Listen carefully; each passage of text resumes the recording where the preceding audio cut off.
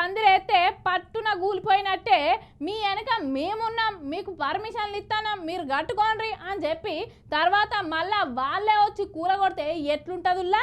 సర్కార్ వాళ్ళు నిర్ణయం తీసుకునేటప్పుడే 1కి 4 సార్లు ఆలోచించి నిర్ణయం తీసుకోవాలి. తీరా నిర్ణయం తీసుకున్నాక ఆ నిర్ణయాన్ని వెనక్కి తీసుకుంటే నష్టపోయేది పబ్లికేనన్నా గాయంత సోయి కూడా ఉండద్దా సర్కార్ వాళ్ళకు? ముచ్చటేందో అర్థమైతలేదు కదా. అయితే ఈ వీడియో చూడుర్రి.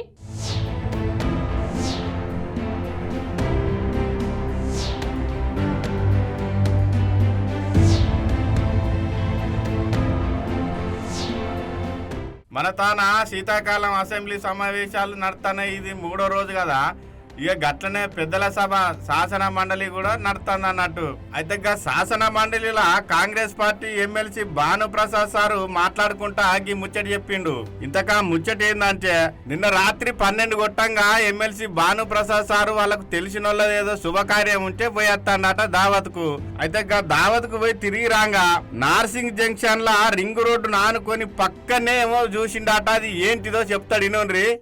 మూసీలో ప్రక్షాళన చేస్తామంటున్నారు, దీన్ని పునరుజ్జీవం చేస్తామంటున్నారు. చాలా సంతోషించదగినటువంటి విషయం. అయితే దీంట్లో బఫర్ జోన్లో కానీ లేకపోతే రివర్ బెడ్లో ఉన్నటువంటి వాటిని నిర్మాణాలని తొలగించేటువంటి ప్రక్రియ చేపడుతుంది. అయితే తొలగించడం అదొక ఎత్తు. అయితే ఈరోజు డైరెక్ట్గా రివర్ బెడ్లోనే ఒక పెద్ద నిర్మాణం కొనసాగుతున్నది. నార్సింగి జంక్షన్లో రింగ్ రోడ్ను ఆనుకునే రివర్ బెడ్లోనే నిర్మాణం సాగుతున్నది. నిన్న రాత్రి 12 గంటల సమయంలో నేను ఒక ఫంక్షన్ అటెండ్ అయ్యి రిటర్న్ వస్తున్నాను అధ్యక్ష. రోడ్డు మీద చూస్తే రాత్రి 12 గంటలకు వందలాది మంది లైట్లు పెట్టి వర్క్ చేస్తున్నారు. అది రివర్ బెడ్లోనే ఉంది. ఆ నిర్మాణం రివర్ బెడ్లోనే ఉంది.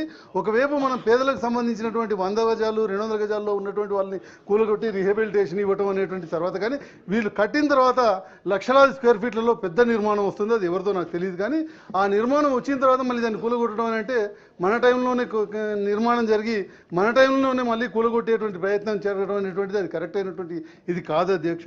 కాబట్టి మంత్రి గారు దాని విషయంలో ప్రభుత్వం దృష్టి చాలా సీరియస్గా తీసుకొని తక్షణమే ఆ నిర్మాణాన్ని ఆపేసి ఆ విధంగా చర్యలు తీసుకోవాల్సిన అవసరం ఉందని నేను విన్నారు కదా.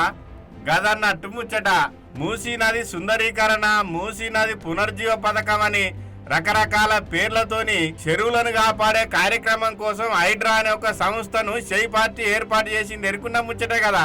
ఈ హైడ్రా అనే సంస్థ చెరువుల పరిరక్షణ కోసము బఫర్ జోన్ అని, FTL అని ఆ చెరువుల పరిధిలో కట్టిన పెద్ద పెద్ద బిల్డింగ్లను 1-2 గూలగొచ్చి అటెంక పేదోళ్ళ మీద పడి మస్తు పేదోళ్ళ అయితే గుడిసెలు కూడా గూలగొచ్చిండ్రు.